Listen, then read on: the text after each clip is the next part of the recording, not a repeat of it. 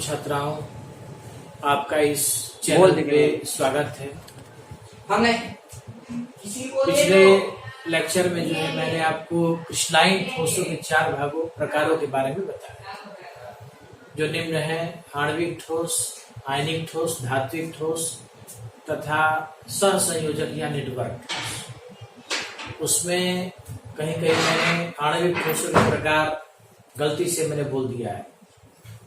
वास्तव में मैंने क्रिस्टलाइन ठोसों के प्रकार के बारे में बताया है। आणविक ठोस 3 प्रकार के होते हैं: ध्रुवीय सहसंयोजक, अध्रुवीय सहसंयोजक तथा तीसरा जो प्रकार है वो हाइड्रोजन बॉन्डेड मॉलिक्यूलर सॉलिड या आणविक ठोस। तो चारों जो है क्रिस्टलाइन ठोसों के प्रकार है। हमको मेनली क्रिस्टलाइन सॉलिड के बारे में ही पढ़ना है। तो अब उसके बाद सॉलिड स्टेट में जो नया टॉपिक है वो है त्रिविम जालक या क्रिस्टल जालक व एकक कोष्ठिका। इंग्लिश में हम कह सकते हैं स्पेस लैटिस और crystal lattice and unit cell. Space lattice और क्रिस्टल लैटिस ये एक ही चीज है, और दूसरा है यूनिट सेल। तो इनके बारे में हमको पढ़ना है। तो सबसे पहला फर्स्ट पॉइंट, स्पेस लैटिस या क्रिस्टल लैटिस क्या है? स्पेस लैटिस यानी कि 3 डायमेंशनल स्पेस, और लैटिस का मतलब जालक। इसको हम त्रिविम जालक अथवा क्रिस्टल लैटिस का मतलब क्रिस्टल जालक भी कह सकते हैं, क्योंकि क्रिस्टलीय ठोसों की संरचना जालक के समान होती है, और क्रिस्टल का मतलब ठोस की शुद्ध अवस्था या ऐसा सॉलिड जिसमें नियमितता उसके संपूर्ण द्रव्यमान में होती है, जो प्रॉपरली ऑर्डर्ड होता है। तो स्पेस लैटिस या क्रिस्टल लैटिस क्या है? तो क्रिस्टलीय ठोसों में उसके अवयवी कण, उनकी नियमित पुनरावृत्ति होती है। मतलब there is a regular repetition of constituent in crystalline solids. ठोस में इन कणों को, इन प्रत्येक कणों को जो अवयवी कण है, जिसको हम परमाणु, अणु या आयन भी कह सकते हैं, तो ठोस में इन कणों को हम एक बिंदु के द्वारा दर्शाते हैं।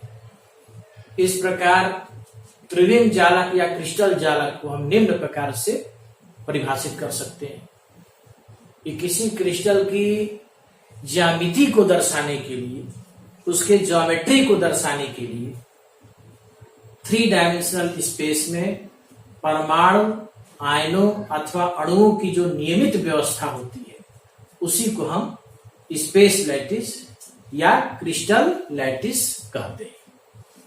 अर्थात हम कह सकते हैं कि जो पॉइंट्स हैं, पॉइंट्स का मतलब अवयव, कण, और अवयव का मतलब परमाणु, अणु या आयन से। तो वो तीनों विमाओं में एक निश्चित क्रम में सजकर जो क्रिस्टल के होल पैटर्न का निर्माण करते हैं, उसी को हम कहते हैं स्पेस लैटिस या क्रिस्टल लैटिस। अंग्रेजी में आप कह सकते हैं a regular 3 dimensional arrangement of points in space is called crystal lattice. ये सबसे छोटा इसका डेफिनेशन हो गया। फिर से सुन लीजिए, और नोट करना चाहें तो आप नोट कर सकते हैं। A regular 3 dimensional arrangement of points in space is called crystal lattice और अथवा स्पेस लैटिस। तो यहां आप डायग्राम देख रहे हैं, आप जब वीडियो देखेंगे तो क्लियर हो जाएगा उस पे। ये पूरा स्पेस लैटिस।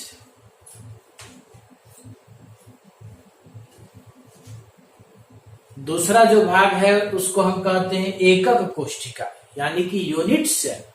हिंदी में इसको हम एकक कोष्ठिका कहते हैं। तो यूनिट सेल क्या है? तो यूनिट सेल का मतलब होता है the smallest and repeating unit of space lattice is called unit cell. अर्थात स्पेस लैटिस का सबसे न्यूनतम अंश, उसकी संरचनात्मक इकाई, जिसको यदि बार बार दोहराया जाए तीनों बीमाओं में एक नियमित क्रम में, तो क्रिस्टल के होल पैटर्न का निर्माण होता है और उस होल पैटर्न को ही हम स्पेस लैटिस कहते हैं। यानी कि जो यूनिट सेल है वो क्रिस्टल जालक अथवा त्रिविम जालक की इकाई है, वो यूनिट है उसका। जैसे आप समझ सकते हैं कि ह्यूमन बॉडी हमारा सेल से बना है, तो सेल जो है हमारा स्ट्रक्चरल यूनिट है, संरचनात्मक इकाई, कोशिका जिसको कहते हैं। तो जब बहुत सारी कोशिकाएं प्लाज्मोडेस्माटा के द्वारा जुड़ जाती हैं तो ह्यूमन बॉडी का निर्माण होता है। इसी प्रकार कई ईंट जब सीमेंट से जुड़ जाते हैं तो भवन का निर्माण होता है। तो ईंट और भवन, कोशिका और ह्यूमन बॉडी में जो रिलेशन है वही रिलेशन यूनिट सेल और क्रिस्टल लैटिस में भी है। तो यूनिट सेल को आप सिंपली डिफाइन कैसे कर सकते हैं? छोटी सी परिभाषा है, आपको आसानी से याद हो जाएगी। क्या है डेफिनेशन? तो a regular 3 dimensional arrangement of points in space is called space lattice. Space lattice का डेफिनेशन हो गया। और उसका यूनिट, जो यूनिट सेल है, उसको कैसे डिफाइन करेंगे? तो यूनिट सेल को हम कह सकते हैं simply the smallest portion of space lattice या the smallest unit of space lattice is called unit cell. और आप कहना चाहें तो कह सकते हैं कि the repeating unit of space lattice is called unit cell. तो ये हो गया बच्चों यूनिट सेल और स्पेस लैटिस या क्रिस्टल लैटिस के बारे में। दूसरा चीज, कि क्रिस्टल सिस्टम कितने प्रकार के होते हैं, कितने प्रकार से व्यवस्थित होते हैं। तो ब्रेवो साइंटिस्ट था, ब्रेवो ने बताया कि क्रिस्टल सिस्टम जो होते हैं वो 14 प्रकार से व्यवस्थित हो सकते हैं, जिनको ब्रेवे लैटिस या ब्रेवे जालक भी कहते हैं। अब इनके गुण निम्न हैं क्रिस्टल जालक के। क्रिस्टल जालक के क्या गुण हैं? तो पहला है कि क्रिस्टल जालक में प्रत्येक बिंदु को हम बिंदु स्थल कहते हैं, मतलब उसको हम लैटिस पॉइंट कहते हैं। बिंदु स्थल मतलब लैटिस पॉइंट, लैटिस साइट भी कह सकते हैं, लैटिस पॉइंट भी कह सकते हैं, जालक बिंदु भी कह सकते हैं और जालक स्थल भी कह सकते हैं उसको। जालक में उपस्थित प्रत्येक बिंदु जो है वो एक अवयवी कण को दर्शाता है। और अवयवी कण का मतलब परमाणु, अणु या आयन। हर पॉइंट एक कॉन्स्टिट्यूएंट पार्टिकल को दर्शाता है। तीसरा चीज कि अगर हम जालक बिंदुओं को सीधी रेखाओं से जोड़ते हैं तो जालक की संपूर्ण ज्यामिति हमको प्राप्त होती है, माने उसका होल पैटर्न हमको प्राप्त होता है क्रिस्टल लैटिस या स्पेस लैटिस का। जैसे यहां दिखाया गया है, ये पॉइंट्स हैं, इन सबको सीधी रेखाओं से जोड़ा गया तो क्रिस्टल का होल पैटर्न बना है। फिगर में स्पष्ट हो जाएगा यूनिट सेल और क्रिस्टल लैटिस के बारे में। यूनिट सेल को एक छोटा सा जो उसका भाग है उसको शेडेड किया गया है और पूरा जो होल पैटर्न है वो स्पेस लैटिस या क्रिस्टल लैटिस है। तो ये हो गया स्पेस लैटिस और यूनिट सेल के बारे में, उनको कैसे हम डिफाइन करेंगे, क्या होते हैं वो। दूसरा चीज, अगर हम बात करते हैं के बारे में, तो किसी क्रिस्टल की एकक कोशिका वो उस क्रिस्टल के सभी संरचनात्मक गुण को प्रदर्शित करती है। यदि क्रिस्टल घनाकार है तो उस क्रिस्टल की एকক कोशिका में भी ऐसे गुण होने चाहिए कि वो एक घन उत्पन्न कर सके। अब इसके बाद जो टॉपिक है वो है यूनिट सेल के कैरेक्टरिस्टिक के बारे में। तो क्रिस्टल सिस्टम जो कि कई प्रकार के होते हैं, अलग अलग क्रिस्टल सिस्टम एक दूसरे से आकार और आकृति में भिन्न भिन्न होते हैं। तो चूंकि यूनिट सेल पर डिपेंड करता है क्रिस्टल सिस्टम की ज्योमेट्री, उसका यूनिट सेल कैसा है, तो a unit cell is characterized by some parameters. कोई यूनिट सेल निम्न पैरामीटर के द्वारा उसकी हम व्याख्या कर सकते हैं। जैसे हम कहते हैं कि sphere can be defined by only a single value that is its radius. अगर हम रेडियस जान जाए तो वृत्त की व्याख्या हम कर सकते हैं। पाई आर स्क्वायर उसका हम एरिया निकाल सकते हैं, 4/3 पाई आर की उसका वॉल्यूम निकाल सकते हैं, 2r उसका डायमीटर निकाल सकते हैं। मतलब अगर हम केवल रेडियस जान जाए तो हम उसको कंप्लीटली डिफाइन कर सकते हैं। तो उसी तरह यूनिट सेल को डिफाइन करने के लिए हमको कुछ पैरामीटर की आवश्यकता पड़ती है। जैसे फर्स्ट पैरामीटर है पहला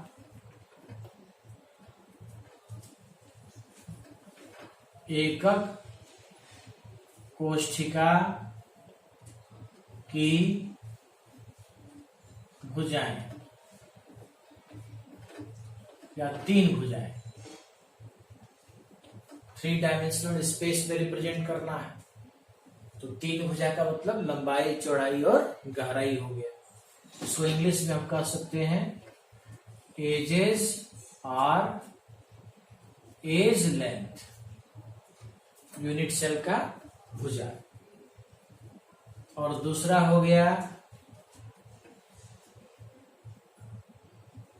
भुजाओं के बीच कोण, अर्थात एंगल्स बिटवीन एजेस। ठीक है, तो पहला पॉइंट है एकक कोशिका की भुजाएं। 3 भुजाएं होती हैं जिसको हम ए, बी व सी के द्वारा दर्शाते हैं। ये 3 हो गया, 3 पैरामीटर।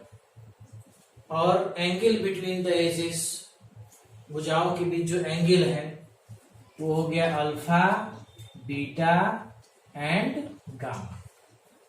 तो जैसे मैंने ये बनाया, स्पेस लैटिस हो गया,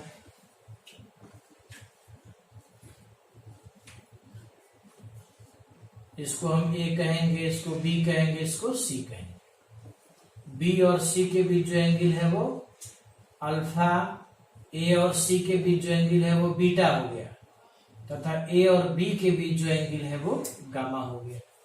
तो कुल मिलाकर ये 6 पैरामीटर हैं।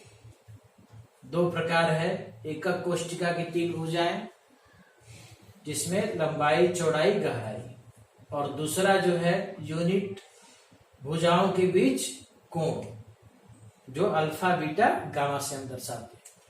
तो ये 6 पैरामीटर हो गए जिसके द्वारा हम यूनिट सेल की व्याख्या कर सकते हैं, उसको डिफाइन कर सकते हैं, और इस प्रकार हम क्रिस्टल की ज्योमेट्री को बता सकते हैं। तो आज के लिए आप बढ़िया से इसको पढ़ लीजिए, और इसका जो स्टडी मटेरियल है मैं आप पे ग्रुप का जो बना हुआ है उस पर मैं भेज दूंगा, और फिर इसके बाद का लेक्चर मैं कुछ दिन बाद अपलोड करके भेज दूंगा। तब तक इतना आप समझिए। आज के लिए बस इतना ही।